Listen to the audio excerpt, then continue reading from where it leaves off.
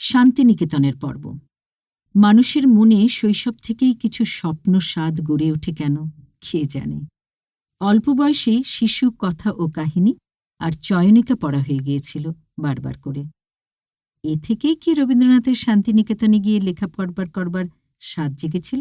তবে রবীন্দ্রসঙ্গীতের প্রতি টানও এর একটা কারণ হতে পারে। ছেলেবেলাতে রবীন্দ্রসঙ্গীত বা নজরুলগীতি কিংবা প্রচলিত আধুনিক গান নিয়ে আলাদা করে বিশেষ কোনো বোধ বা আকর্ষণ জন্মেছিল বলে তো মনে পড়ে না। রবীন্দ্রনাথ বিষয়ে ধারণা ছিল বাস্তবিক আবছা আবছা। তাই ম্যাট্রিক পরীক্ষা দিয়েই শান্তিনিকেতনে যাবার ইচ্ছেটার জোরালো কারণ ভেবে পাওয়া কঠিন মনে হচ্ছে। মনে পড়ছে একই সঙ্গে নার্সিং পড়ার ঝোঁকও হয়েছিল ওই সময়। আব্বু কোনোটাতেই কর্ণপাত করেননি। ভাবছি, তবে কি অভিভাবকদের আওতা ছাড়িয়ে বেরোবার আগ্রহটাই আসল ছিল? স্কুলে পড়বার শেষের দিকে আরও একটা ঘটনা মনে পড়ে। আব্বুর বন্ধু হিমাংশু রায়চৌধুরী তার বাংলা অনার্সের ছাত্রী কন্যার এক কবিতার বই পাঠিয়েছিলেন আব্বুকে। সেটি হাতে পেয়ে বেশ কিছুদিনের জন্য একটা ঘোরের মধ্যে চলে গিয়েছিলাম। পাগলের মতন পড়তে পড়তে আমিও কবিতা লিখতে শুরু করি। এক খাতা শেষ করে আরও একটা খাতা তৈরি করে কবিতা লিখেছিলাম। খাতা বানাবার জন্য দিস্তা দিস্তা কাগজ কেনা থাকত ঘরে। আব্বু লক্ষ্য করেছিলেন বুঝি, কিংবা আমিই তাকে নিজের কবিতা দেখিয়েছিলাম।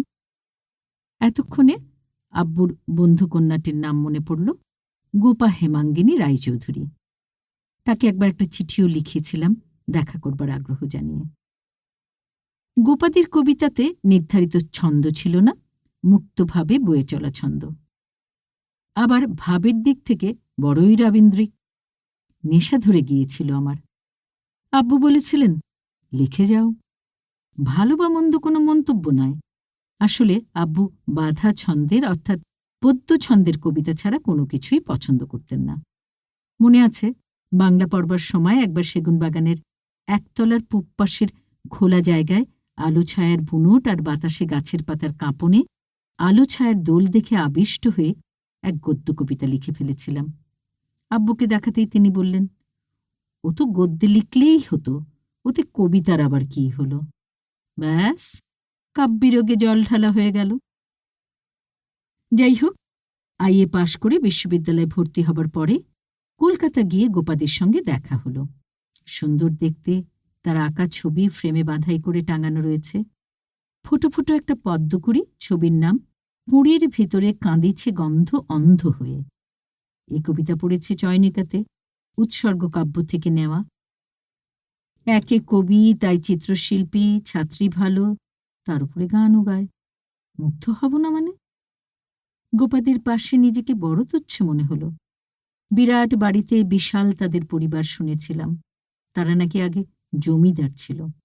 পরিণত বোধবুদ্ধির গোপাদিকে দেখে বুঝেছিলাম ওর সঙ্গে আমার বন্ধুত্ব চলবে না। আমার মনটা তখন কচি ডাব, শ্বাস হয়নি একেবারে। যোগাযোগ আর থাকেনি। জীবনের এমন মুগ্ধতার পর্যায়ে ক্ষতই যে যায়। রবীন্দ্রভক্ত গোপাদের ভূমিকাও বলা যায় পরোক্ষভাবে শান্তিনিকেতন যাওয়ার পিছনে কাজ করতে পারে। ৫৪ অগস্টে অনার্স পরীক্ষা শেষ করে হোলডল সুটকেস গুছানো হলো। আম্মুর সঙ্গে রওনা হলাম শান্তিনিকেতনের পথে। কলকাতা পর্যন্ত ওরিয়েন্ট এয়ারওয়েজের বিমান। মাথাপিছু ৫০ টাকা ভাড়া তখন। কলকাতার কংগ্রেস এক্সিবিশন রোডে চেতলার জমিদার বংশীয় ইনু মামু খোকা মামুদের বাসায় যাত্রাবিরতি। আম্মুর আত্মীয় স্বজনেরা। তাদের গাড়িতেই হাওড়া স্টেশনে গিয়ে ট্রেন ধরে শান্তিনিকেতন। পরেও এভাবে সর্বদা শান্তিনিকেতন গিয়েছি ছাত্রী অবস্থাতে। বিদ্যাভবন অফিসে ভারতীদার কাছে গিয়ে কাগজপত্র ঠিক করে উত্তরায়ণে চলে গেলাম। সেই সময় রেজিস্ট্রার্স অফিসে টাকা জমা করে ভর্তি হতে। মাস মাইনে ৭৫ টাকা। সেই টাকাতেই শ্রী সদনের সিঙ্গল সিটের আসন, ভোরে কিচেনে গিয়ে বিস্কুট সহকারে চা, সকাল ৮টায় কোনোদিন লুচি ছোলার ডাল অথবা আর কিছু, ১১টায় দুপুরে মাছ তরকারি ভাতের পরে দই, বিকেলে কোনোদিন আলু ভাজা মুড়ি ভাজা, কখনো বা নিমকি মিষ্টি, কখনো চিড়ে ভাজা চীনাবাদাম ভাজা, রাত ৮টায় ভাত তরকারি টক, সপ্তাহে একবেলা মাংস। মাংস অবশ্য বড়ই অখাদ্য ছিল। পিতৃবন্ধু অন্নদাশঙ্কর রায় আমার স্থানীয় অভিভাবক হলেন। রাত্রিটা আম্মু অন্নদাশঙ্কর লীলা রায়ের বাড়িতে থেকে পরদিন ভোরের ট্রেনে ফিরলেন কলকাতায়। জীবনের প্রথম হোস্টেল বাস হল আমার। পরদিন সকালে লাইব্রেরি বাড়ির দোতলায় বাংলা বিভাগের প্রধান প্রবোধচন্দ্র সেনের সঙ্গে দেখা করলাম। উনি ছন্দের প্রতি আমার আকর্ষণের কথা শুনে বললেন, ও বিষয়ে গবেষণা করার তেমন কিছু নেই আর।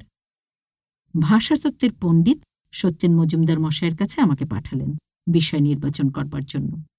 ঢাকা থেকে 3 বছরের অনার্স কোর্স পড়ে এসেছিলাম বলে আমার ভর্তি হয়েছিল এমএ দ্বিতীয় বর্ষে। কলকাতায় 2 বছরের অনার্স পড়ানো হতো বলে ওখান থেকে যারা এমএ পড়তে আসত তাদের প্রথম পর্বে ভর্তি হয়ে 2 বছরের এমএ পড়তে হতো।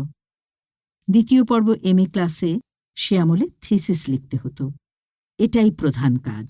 এছাড়া সেমিনারে প্রবন্ধ পাঠ এবং আলোচনায় অংশ নেয়ায় পরীক্ষা হতো। মৌখিক পরীক্ষাতেও ছিল বেশি নম্বর। যা হোক, সত্যেন মজুমদার মশাইয়ের কাছে আমাকে নিয়ে গেল বিভাগীয় কর্মী। পরে শুনেছি কবি আলাওয়ালকে নিয়ে তাঁর কাজ ছিল। আঞ্চলিক কোনো ভাষা আমার জানা নেই শুনে তিনি মাথা নাড়লেন। তাহলে ভাষা নিয়ে কাজ করানো যাবে কি করে? মায়ের বাড়ি হুগলিতে, থাকতেন কলকাতাতে। কাজে আব্বুর ফরিদপুরি ভাষাও নয়, কলকাতার কথ্য ভাষাতেই আমরা কথা বলেছি সেই জন্ম থেকে। রেডিওতে জসিমউদ্দিনের বেদের মেয়ে নাটক করতে গিয়ে আঞ্চলিক ভাষা বলতে না পেরে প্রযোজক রনেন কুশারিকে ভয়ানক হতাশ করেছিলাম আমি। ফিরে এলাম প্রবোধ সেন মশাইয়ের কাছে 1953 সালের বসন্তে। আগের বছর বাংলাদেশের ভাষা আন্দোলনের অভিঘাতে শান্তিনিকেতনে এক সাহিত্য মেলার আয়োজন হয়েছিল। তাতে বাংলাদেশ থেকে আমন্ত্রিত হয়ে যোগ দিয়েছিলেন কাজী মোতাহার হোসেন, কবি শামসুর রহমান আর কাইসুল হক। সেই সময় অন্নদাশঙ্কর, প্রভাত কুমার মুখোপাধ্যায়, প্রবোধচন্দ্র সেন এদের সবার সঙ্গে সৌহার্দ্য গড়ে উঠেছিল আব্বুর। সেই সূত্রেই অন্নদাশঙ্কর আমার লোকাল গার্জিয়ান হয়েছিলেন। প্রবোধ সেন মশাই শিক্ষা গোষ্ঠী বিষয়ে সম্যক জানতেন বলে আমাকে বিশেষ স্নেহের সঙ্গে গ্রহণ করেছিলেন। আমিও আর সকলের মতো তাকে প্রবোধদা না বলে প্রথম থেকে কাকাবাবু বলে সম্বোধন করাতে তিনি খুশি হয়েছিলেন। বলেছিলেন, ওটা তোমার কাণ্ডজ্ঞানের পরিচয়। সত্যেনবাবুর কাছ থেকে ফিরে বললাম, তবে আমি নজরুলের উপরে কাজ করি। উনি বললেন, ছন্দের দিকে আকর্ষণ আছে যখন তুমি সত্যেন্দ্রনাথ দত্তের উপরেই কাজ করো, আমার তত্ত্বাবধানেই করবে। আপত্তির কথা বলতে সাহস ছিল না বলে মাথা নিচু করে রইলাম। সত্যেন দত্ত সম্পর্কে ধারণা ছিল উনি কেবল ছন্দ নিয়ে খেলা করেন, ভাবের গভীরতা তেমন কিছু নেই। এই ধারণাই চারিদিকে বেশ চালু ছিল। কাকাবাবু বললেন, লাইব্রেরি থেকে বেনু ও বিনা আর কুহু ও কেকা ইস্যু করিয়ে নিয়ে যাও, পড়ে দেখো। অগত্যা বই নিয়ে ঘরে ফিরলাম। বেনু ও বিনা ঠিক ভালো লাগল না। কুহু ও কেকা রবীন্দ্রগ্রন্থি হলেও মন্দ নয়। কাকাবাবুর কামরাতেই জানালার সামনে পাতা একটা টেবিলে বসে আমার পড়বার ব্যবস্থা হলো। ক্লাসে পড়িয়ে এসে অন্যান্য কাজের ফাঁকে একবার আমাকে ডেকে সত্যেন দত্ত বিষয়ে কথা বলতেন। ভারতী, প্রবাসী, বিচিত্রার 1922 বাংলা 1329 সালের শ্রাবণ সংখ্যাগুলো থেকে সত্যেন্দ্রনাথ স্মরণে প্রকাশিত লেখাগুলো পড়তে বললেন। 54 সালে লাইব্রেরিতে ঢুকে বইয়ের তাকগুলোর কাছে মাটিতে বসে কাজ করতাম আমরা শিক্ষার্থীরা। সত্যেন্দ্রনাথ বিষয়ে প্রচুর তথ্য জানা হল। পত্রিকার নাম, সাল আর পৃষ্ঠা সংখ্যা লিখে রেখে সুশৃঙ্খলভাবে গুছিয়ে রাখা গেল। কাকাবাবু বললেন, সত্যেন্দ্রনাথ দত্তের অসংখ্য কবিতা পত্রিকার পাতাতে ছড়িয়ে রয়েছে, সেগুলোর তালিকা করে রাখবে। পরে পরিশিষ্টে অপ্রকাশিত কবিতাগুলো উৎসশুদ্ধ উল্লেখ করা যায়। এইসব পাঠে নিবিষ্ট হয়ে ক্রমে সত্যেন দত্ত না নজরুল সব তর্ক মিলিয়ে গেল।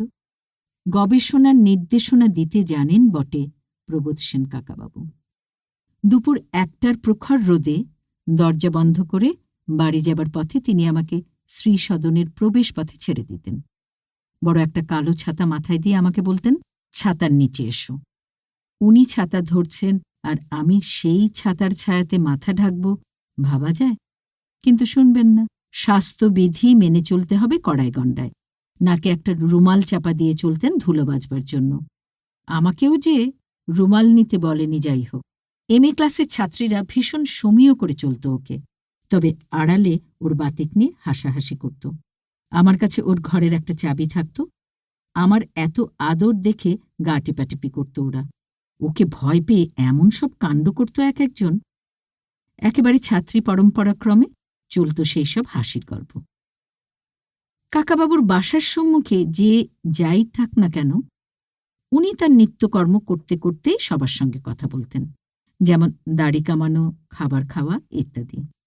একদিন খেয়ে উঠে মুখ পরিষ্কার করবার জন্য দাঁতের পাটি খুলে বাটিতে রাখতে গেলে শেফালিদি হঠাৎ ঘাবড়ে গিয়ে বললেন, আপনি কি স্খলিত দন্ত?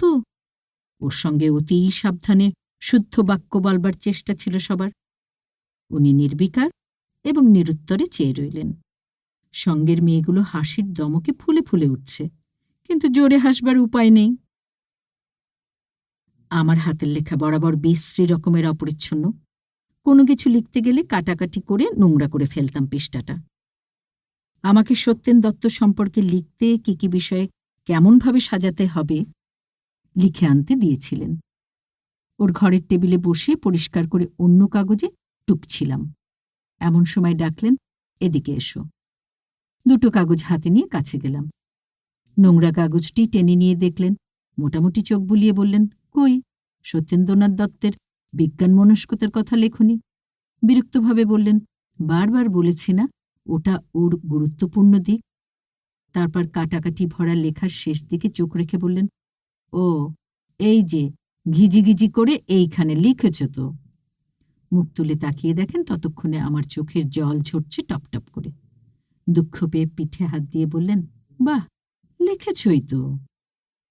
আব্বুকে বন্ধু হিসেবে গ্রহণ করেছিলেন বলে অপরিসীম স্নেহ করতেন আমাকে। যুক্তিবাদী মানুষ হিসেবে অযথা প্রশংসা করতেন না কখনো।